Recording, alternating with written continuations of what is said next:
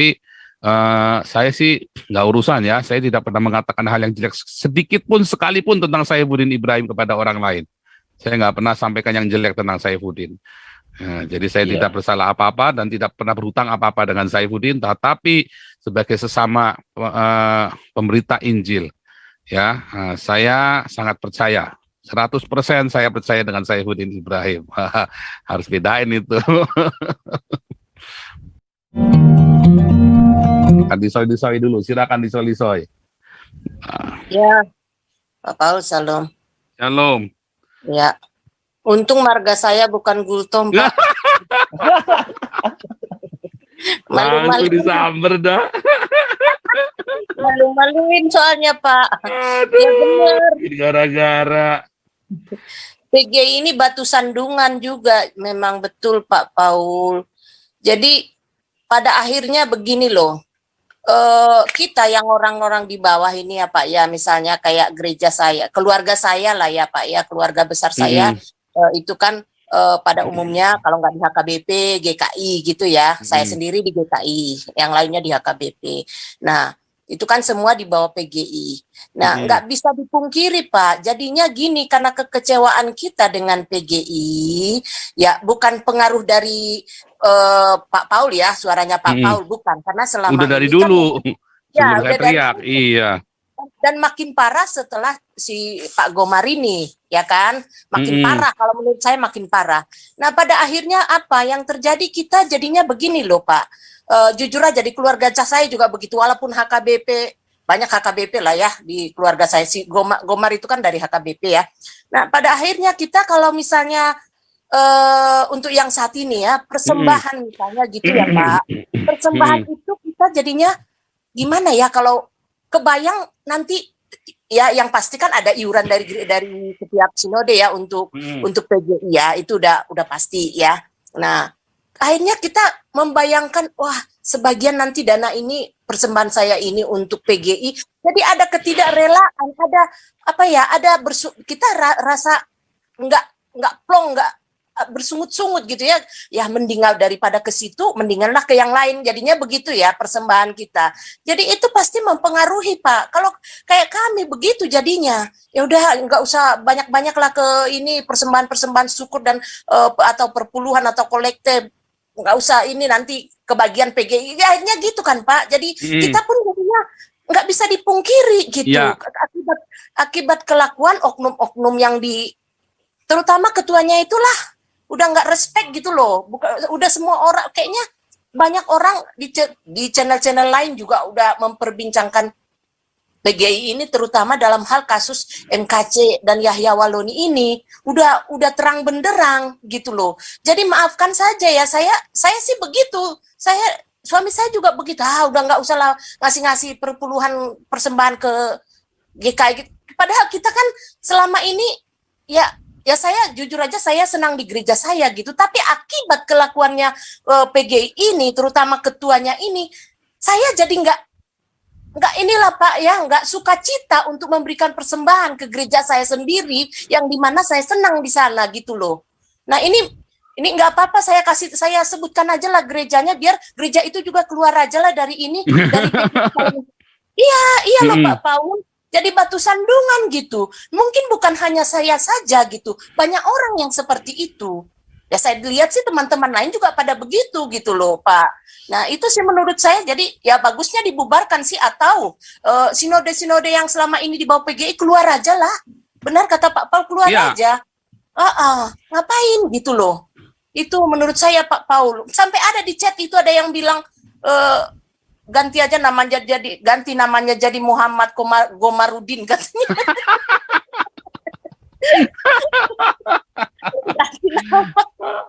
Itu loh Pak Paul. Itu aja kalau menurut saya Pak, bubar aja, nggak ada gunanya, atau keluar aja lah dari ini sinode-sinode yang dibawa. Muhammad Komarudin lagi. Tapi memang ini tadi ya, sekarang bayangin ya, Anda akan dia bilang, oh ini hamba Tuhan rekomendasi PGI. Padahal PGI ini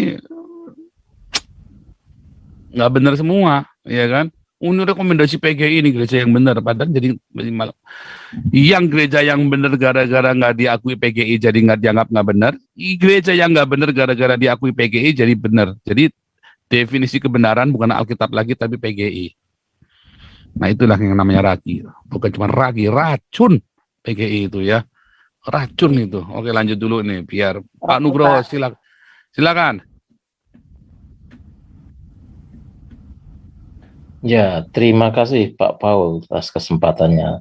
Salam, selamat malam. Shalom. Menyaksikan apa yang tadi malam disampaikan oleh pengacaranya M. Muhammad KC, yakni Bapak Indonesia Raya, Pak, siapa tadi di malam itu, ya terungkap bahwa nampaknya pengacara itu tidak punya nyali untuk bertarung. Ya, dari ungkapan-ungkapan kata-kata itu tidak menunjukkan seorang Iya tuh. petarung. Sampai tadi pagi saya masih di WhatsApp banyak orang loh itu loh. Sampai Oh, begitu. speechless saya, sampai udah nggak bisa jawab lagi saking banyak yang WhatsApp ke saya. Ini gimana nih pengacaranya? Iya. Aduh, saya satu dua sempat balas, tapi yang lain nggak sempat kebalas ya karena saya sibuk seharian ini, saya sibuk banget sibuk banget. Ini soalnya lagi persiapan pindahan rumah juga saya soalnya ya kan. Oh, Nah, jadi memang iya. sibuk banget. Bagaimana tidak seorang pengacara yang untuk kasus seperti ini jawabannya dan sikapnya seperti itu. Nah, beda dengan Pak Herbert Aritonang, dan Pak Sandi Situngkir itu kan berani ya, urusan apa dihadapi serius, berani sampai mau tarung. Nah, itu namanya petarung, berani. Dunia pengacara itu kan dunia keras, harus Recording in berani. progress. Nah, ya, tapi bersandar pada prosedur yang benar ya harus berani. Nah, apa tidak kasihan sampai sekarang Pak Muhammad KC, satu juga heran. Nah, Recording sampai stopped. sekarang pun kondisinya itu kan kita nggak tahu. Dia remuk, dihajar seperti itu, mestinya kan kondisinya remuk. Nah, kok tidak bisa menyampaikan? Kalau Yahya Waloni saja bisa diperiksa keluar dan diperiksa kesehatannya, kok ini yang dihajar segitu diperlakukan tidak karuan, kok tidak bisa memperjuangkan. Ya, jawabannya saja sudah kelihatan, sikap raut muka dan ininya. Nah, jadi sebetulnya Pak, kita maklumi juga keluarga juga punya kekhawatiran-kekhawatiran, tapi kan semua tadi sudah menjadi milik dunia, perhatian dunia. Nah, itu jangan lagi dikebiri untuk urusan, dibatasi urusan keluarga, dan pengacara harus perspektifnya lebih luas. Nah, ya berkirim surat ke sana kemari. Ya, Menurut Pak Nugroho ada apa? Kalau dalam analisa Pak Nugroho ini kita berasumsi, ini kita bebas saja, namanya rakyat jelata kan boleh ya. Kalau saya nggak boleh berasumsi. Teman ini rakyat jelata boleh nih. Gimana? Kalau menurut Pak Nugroho bagaimana? Ada pembiaran, Pak. Pembiaran? Nah, satu Terus? Tidak serius, maksudnya tidak dengan sepenuh hati memperjuangkan apa misi dia tuh. Nah, ini bisa jadi dia hanya satu untuk dari sisi ininya, pengacaranya tidak dengan sepenuh hati. Jadi lebih banyak, oh ini dia kalau terlibat dalam pembelaan ini dia akan dipandang positif oleh umat Kristen.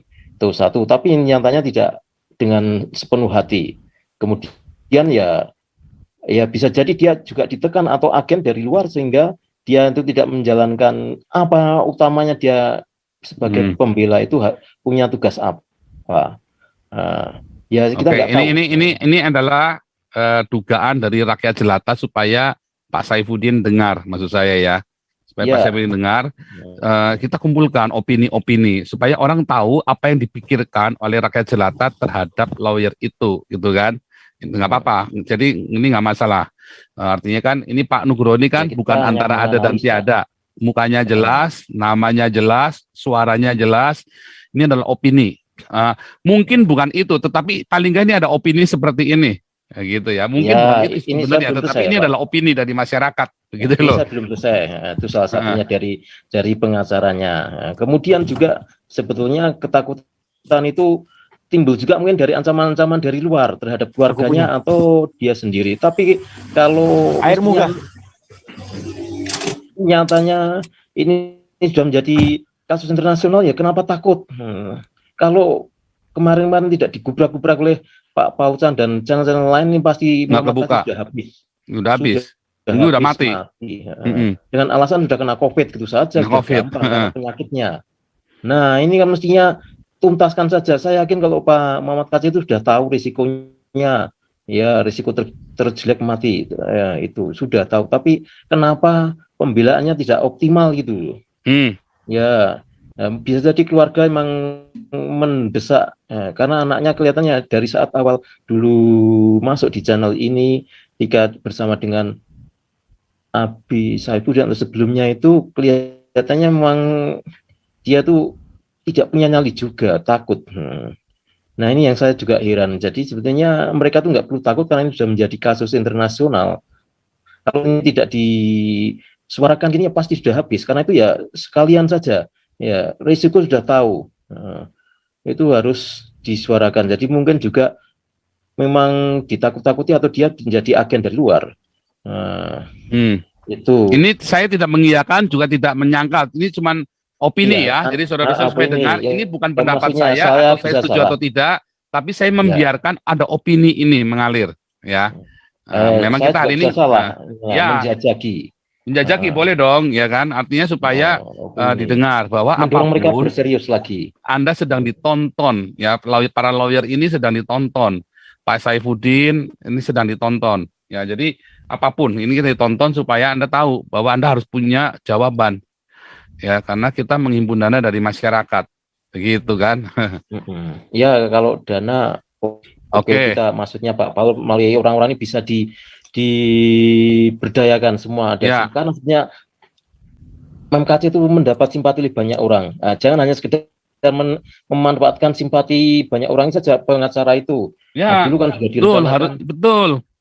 Ya, karena kita sedang menghimpun dana juga bukan cuma dana, simpati itu penting ya. Ya, kalau yang ini jadi saya setuju banget. Sumber daya yang ada, ya, saya setuju. Jangan sampai Muhammad Kc kehilangan simpati, ya intinya begitu.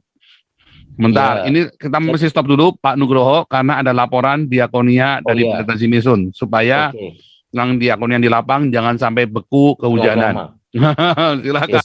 Jadi total 1.400 pack nasi bungkus. Terima kasih kepada para donatur atas donasi-donasinya sampai hari ini. Semua anugerah Tuhan dan Tuhan yang akan membalas, Tuhan yang akan membukakan segala sesuatu yang terbaik bagi Bapak Ibu para donatur. Bahkan yang belum pun menabur, pasti Tuhan bukakan jalan supaya Bapak Ibu bisa menabur juga. Terima kasih Pak Paul.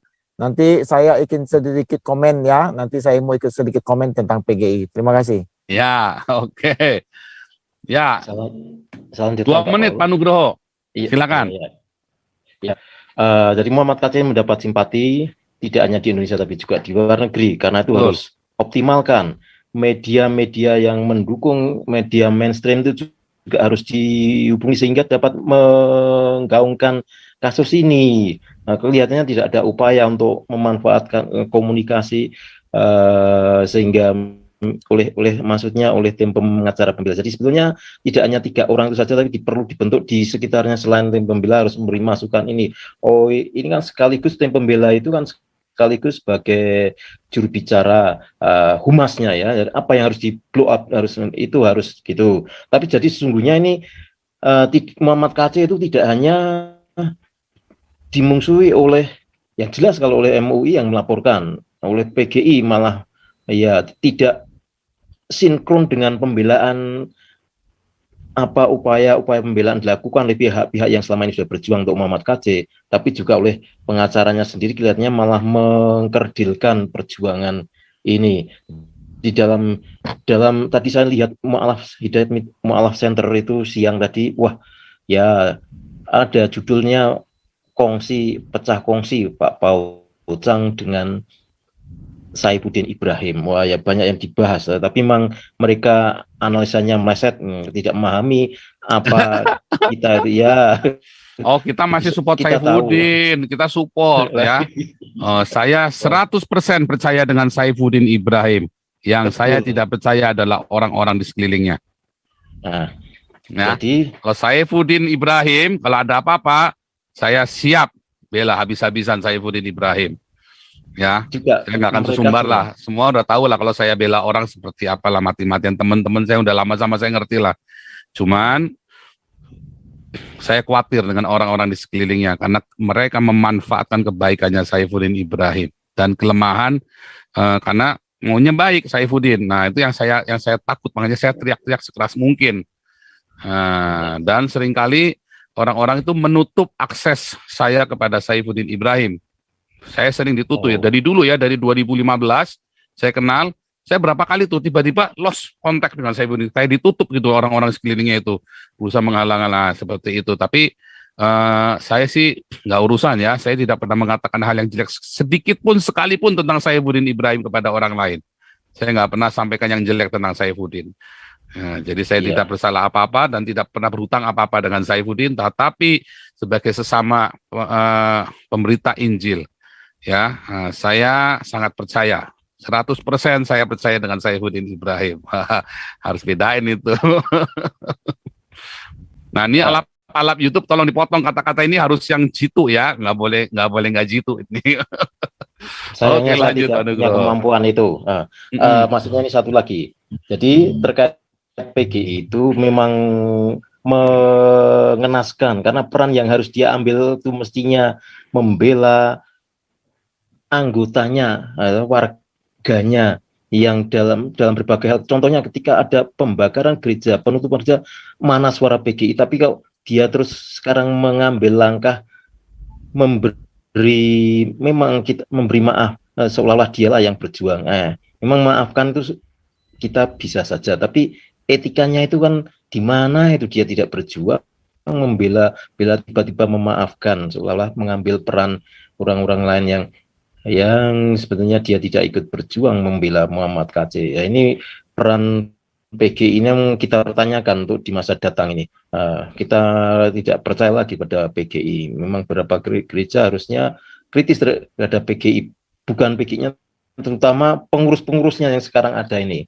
Itu Pak Paul, itu saja dulu, nanti bisa. Ya, komentar. ini ada tambahan ya. Elia God with us nih ya. Pak Saifuddin mau jual apartemen buat bantu MKC. Ya, sebetulnya nggak perlu sampai jual apartemen. Apartemen paling jumlahnya berapa sih? Yang kita kumpulkan 2 kali lipat harga apartemen itu. Iya, Ya, setuju. bisa berkali lipat. Cuman kumpul di sini, open sama-sama, kita bicara harus bagaimana, itu langsung kumpul 4 kali lipat dari harga apartemen itu. Simpel toh. Sebenarnya cuma itu. Simple, Karena setuju. apa? Karena yang saya khawatirkan dari yang sudah Pak Saifuddin itu kejeblos. Ditipu, bikin proyek apa ditipu sama orang-orangnya. Karena itu tadi hatinya udah tahu Pak Saifuddin mau dikerjain, tapi udahlah kasihan. Udahlah kasihan. Dia bilang, oh ini bukan kasihan, tapi kita berhati-hati. Saya juga begitu. Saya tidak suka pecat orang, tapi saya berhati-hati dan saya sangat lihat dan saya minta Tuhan kasih hikmat. Ya, makanya itu ada roh yang membedakan. Saya tidak pernah pecat orang. Seumur hidup saya nggak pernah pecat orang. Ya, saya jadi kerja sekuler pun saya nggak pernah pecat orang. Siapa yang karyawan yang pernah saya pecat? Boleh ngomong deh. Saya nggak pernah pecat orang. Dari dulu saya bekerja sekuler sampai saya jadi kerja di gereja, sekalipun tidak pernah pecat orang saya.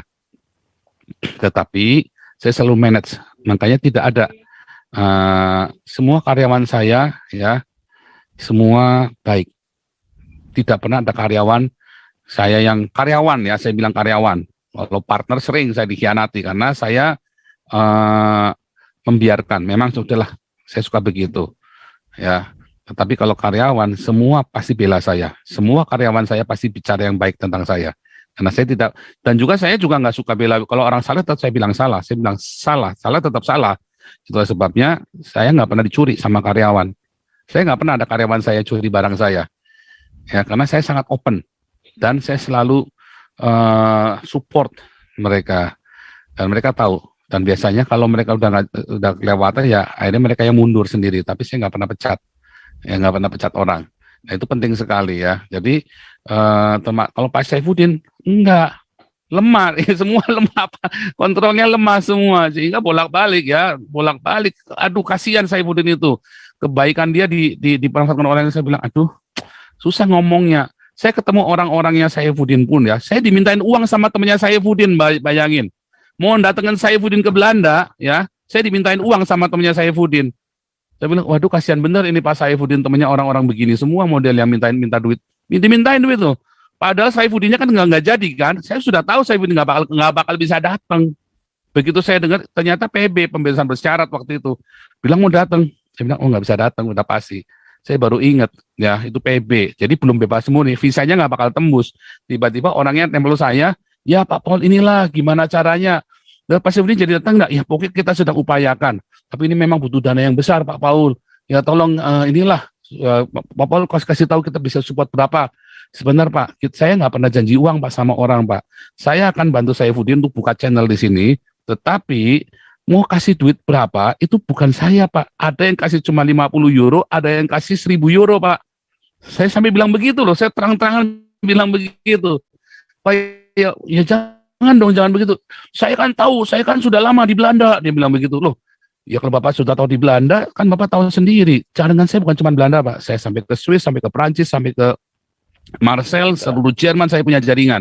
Cuman Bapak jangan tanya saya Pak, PK-nya berapa. Pamali Pak, buat saya juga pamali, saya bilang begitu. Jangan ngajarin saya Pak Paul ya, tapi kamu minta uang sama saya. Saya bilang begitu kan. Nah itulah, makanya saya nggak percaya gitu dengan teman-temannya Saifuddin. Sorry saja.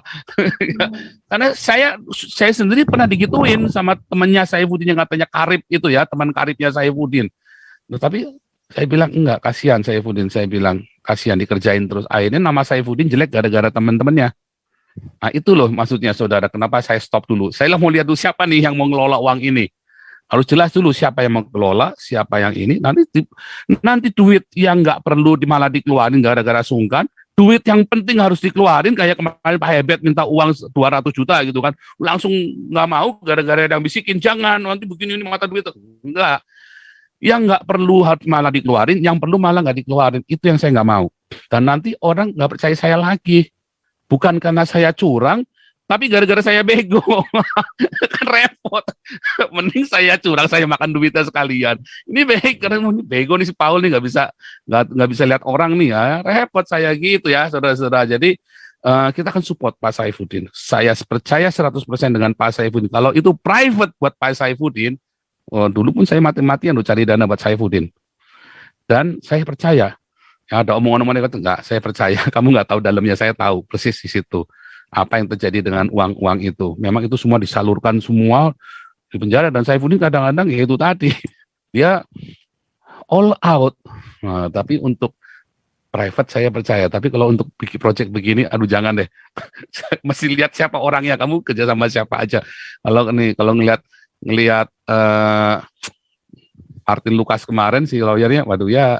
Jangan ya, pusing juga kita lihat lawyernya begitu. Menurut Pak Nugroho, kalau gitu Pak saya setuju. Lanjut dulu Pak Nugroho ya. Iya. Lanjut dulu Pak Nugroho ini. Sebentar Pak Paul.